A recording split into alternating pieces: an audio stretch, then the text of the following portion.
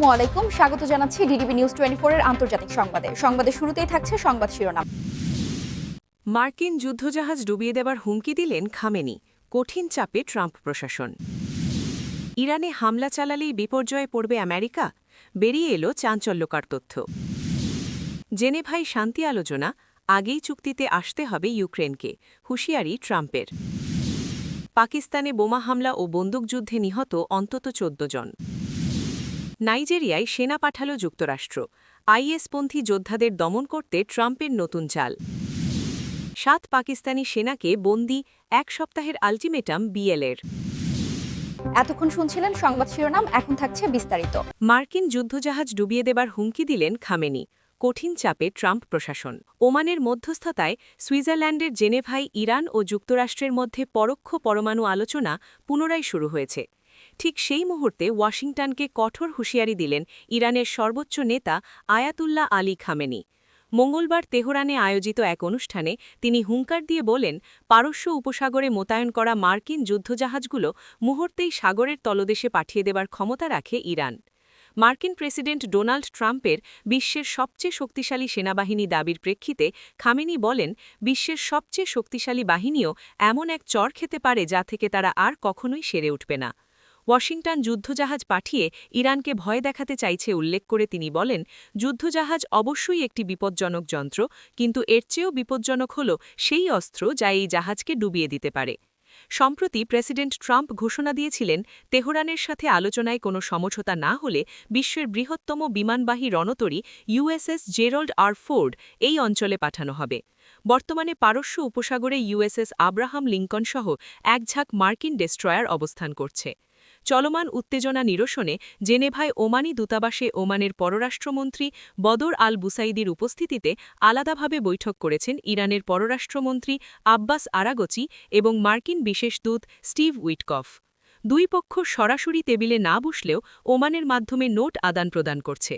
গত বছর ইরান ও ইসরায়েলের মধ্যে 12 দিনের যুদ্ধের পর স্থগিত হওয়া এই দ্রুতপরিক প্রক্রিয়াটি চলতি মাসের শুরুতে মাস্কাটে পুনরায় সচল রয়েছে।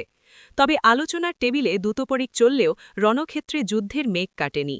এর আগে গত রবিবার ইরানের সেনাপ্রধান মেজর জেনারেল আবদাল রহিম মুসাবি সতর্ক করে বলেছিলেন, ইরানের বিরুদ্ধে কোনো যুদ্ধ শুরু করলে তা ট্রাম্পের জন্য ভয়াবহ শিক্ষা হয়ে থাকবে। ইরানে হামলা চালালেই বিপর্যয়ে পড়বে আমেরিকা, বেরিয়ে এলো চাঞ্চল্যকর তথ্য। ইসরায়েল ও ইরানের মধ্যকার দীর্ঘস্থায়ী উত্তেজনা এখন নতুন বিপজ্জনক মোড়ে এসে দাঁড়িয়েছে। সম্প্রতি ইসরায়েলি প্রধানমন্ত্রী বেঞ্জামিন নেতানিয়াহু এবং মার্কিন প্রেসিডেন্ট ডোনাল্ড ট্রাম্পের মধ্যকার জরুরি বৈঠকটি ইঙ্গিতই দিচ্ছে মধ্যপ্রাচ্যের ভূরাজনীতিতে বড় ধরনের পরিবর্তন আসন্ন। ইসরায়েল এই আলোচনাকে অত্যন্ত গুরুত্ব দিচ্ছে। তেল আবিব মনে করছে, ইরানের পারমাণবিক কর্মসূচির চেয়েও বড় হুমকি এখন দেশটির উন্নত ব্যালিস্টিক মিসাইল প্রযুক্তি। ইসরায়েলি নীতিনির্ধারকদের মতে, তেহরানের এই ক্ষেপণাস্ত্র ক্ষমতা তাদের অস্তিত্বের জন্য সরাসরি হুমকি এবং এটি দমনে প্রয়োজনে একতরফা মারণ সমরভিযান নিতেও তারা দ্বিধাবোধ করবে না। ইসরায়েল স্পষ্ট করে দিয়েছে, তারা কেবল একটি পারমাণবিক চুক্তির মধ্যে সীমাবদ্ধ থাকতে চায় না। তাদের লক্ষ্য হচ্ছে ইরানের আঞ্চলিক প্রভাব ও মিত্রশক্তির নেটওয়ার্ক পুরোপুরি ছিন্ন করা। তবে ইরানের জন্য তাদের ক্ষেপণাস্ত্র কর্মসূচি ও আঞ্চলিক মিত্ররা হল জাতীয় নিরাপত্তার অবিচ্ছেদ্য অংশ।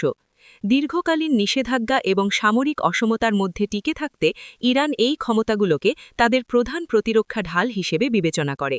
ফলে যে কোনো আলোচনায় এই বিষয়গুলো নিয়ে আপোস করার সম্ভাবনা ইরানের পক্ষ থেকে নেই বললেই চলে। এই অনড় অবস্থান পরিস্থিতিকে সরাসরি সংঘাতের দিকে ঠেলে দিচ্ছে। বিশেষজ্ঞদের মতে, ইসরায়েল বর্তমানে একটি বিশেষ সুযোগের জানালা ব্যবহার করতে চাইছে। তারা মনে করছে, বর্তমান বৈশ্বিক প্রেক্ষাপট এবং হোয়াইট হাউসের রাজনৈতিক সমীকরণ তাদের অনুকূলে রয়েছে। তবে ইরানের বিরুদ্ধে যে কোনো ধরনের সামরিক অভিযান কেবল আঞ্চলিক অস্থিরতা নয়, বরং বিশ্ব অর্থনীতিতে ভয়াবহ বিপর্যয় ডেকে আনতে পারে। ইরান মধ্যপ্রাচ্যের জ্বালানি খাতের অন্যতম প্রধান খেলোয়াড় হওয়ায় সীমিত আকারের নিখুঁত হামলাও মুহূর্তের মধ্যে বিশ্বব্যাপী তেল ও গ্যাসের বাজারে আগুন ধরিয়ে দিতে পারে। এর ফলে কেবল মধ্যপ্রাচ্য নয়, পাকিস্তান ও তুরস্কের মতো প্রতিবেশী দেশগুলিও একটি বিশাল চেইন রিয়াকশনের মুখে পড়বে। এদিকে প্রেসিডেন্ট ডোনাল্ড ট্রাম্পের প্রশাসন কিছুটা সতর্ক অবস্থানে রয়েছে বলে মনে হচ্ছে। কারণ বর্তমান ইরান আর আগের মতো আন্তর্জাতিকভাবে বিচ্ছিন্ন নয়।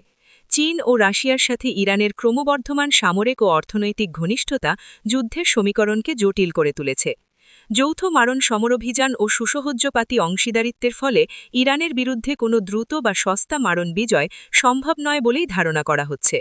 এমতাবস্থায় ইসরায়েল ওয়াশিংটনের ওপর ক্রমাগত চাপ সৃষ্টি করলেও যুক্তরাষ্ট্র সরাসরি যুদ্ধে জড়ানোর ঝুঁকি কতটুকু নেবে তা নিয়ে প্রশ্ন থেকে যায়।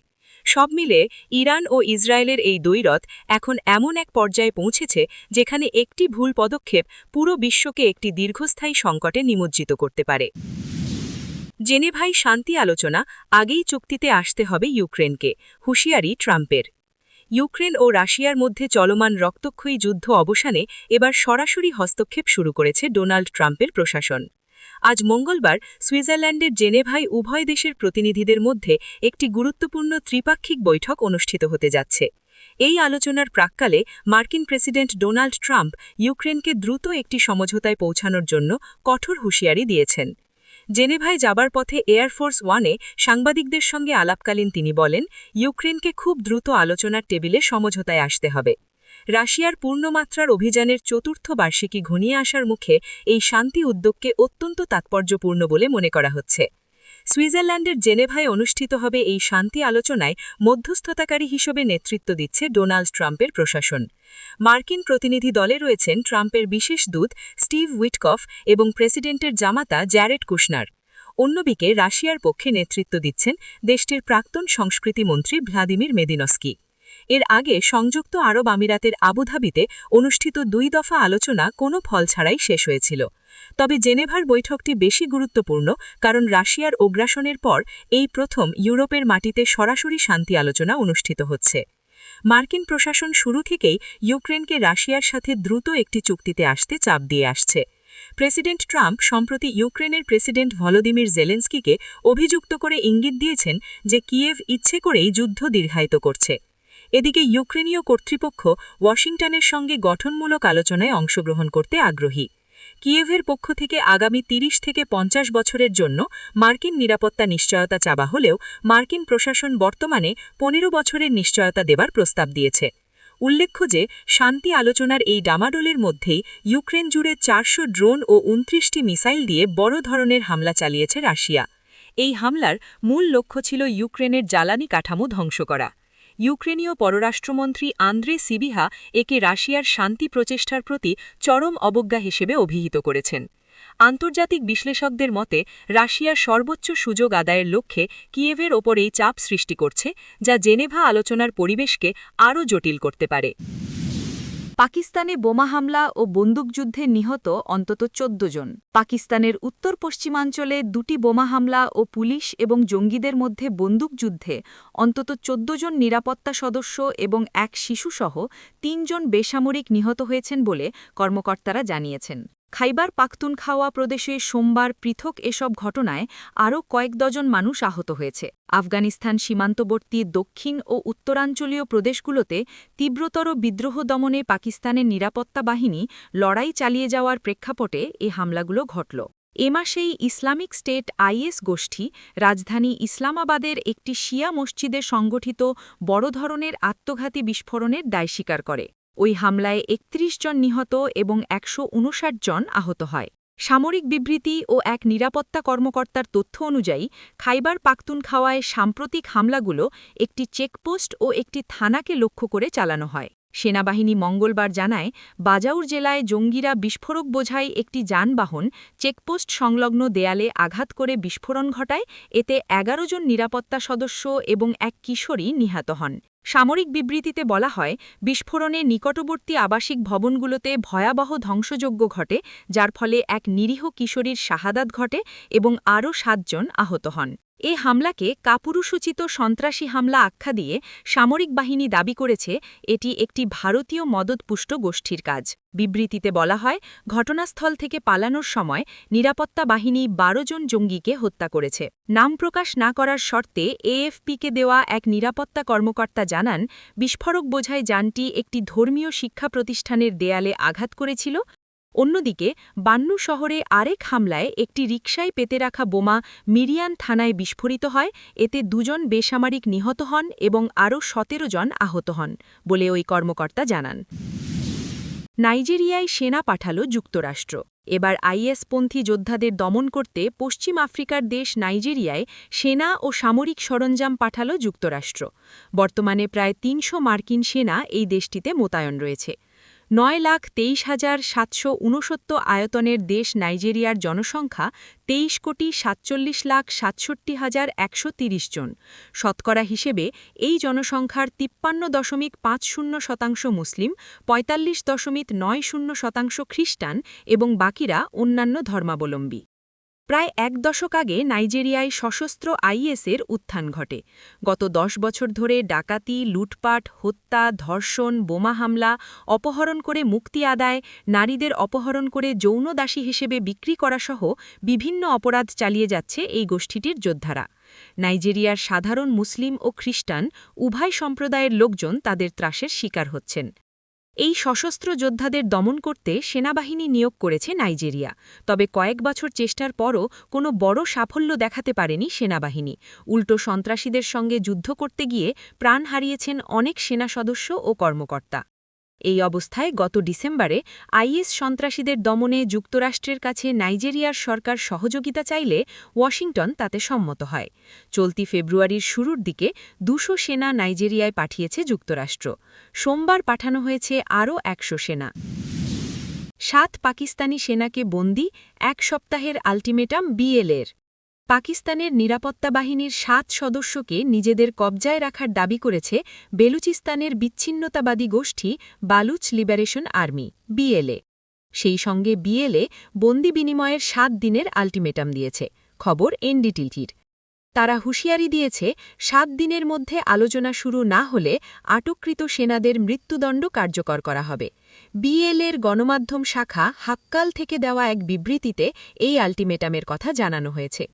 আল্টিমেটামের সঙ্গে একটি ভিডিও বার্তাও প্রকাশ করা হয়েছে। সেখানে জানানো হয়েছে আল্টিমেটাম শেষ হওয়ার আর ৬ দিন বাকি আছে। তবে বিএলএর হাতে ৭ পাকিস্তানি সেনা আদৌ আছে কিনা তা স্বাধীনভাবে যাচাই করে নিশ্চিত হতে পারেনি এনডিটিভি। অন্যদিকে বিএলএর দাবি ও আল্টিমেটাম প্রসঙ্গে তাৎক্ষণিকভাবে পাকিস্তান সরকার বা সামরিক বাহিনীর কোনো কর্মকর্তার প্রতিক্রিয়াও পাওয়া যায়নি। বিএলএ দাবি করেছে হেরপ অভিযানের দ্বিতীয় পর্বে এসব পাকিস্তানি সেনাকে আটক করা হয়।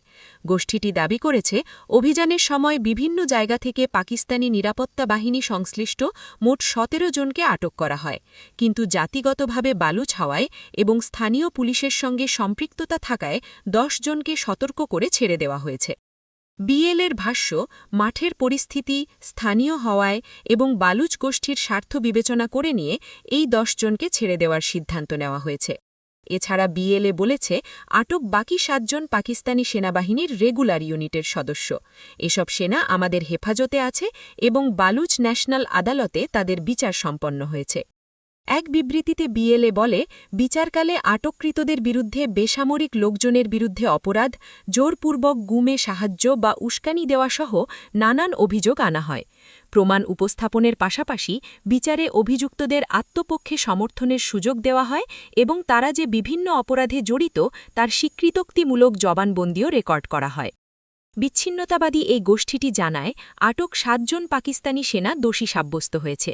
তাদের মৃত্যুদণ্ডের রায়ও ঘোষিত হয়েছে। তবুও তারা পাকিস্তানকে ৭ দিনের সময় দিয়েছে।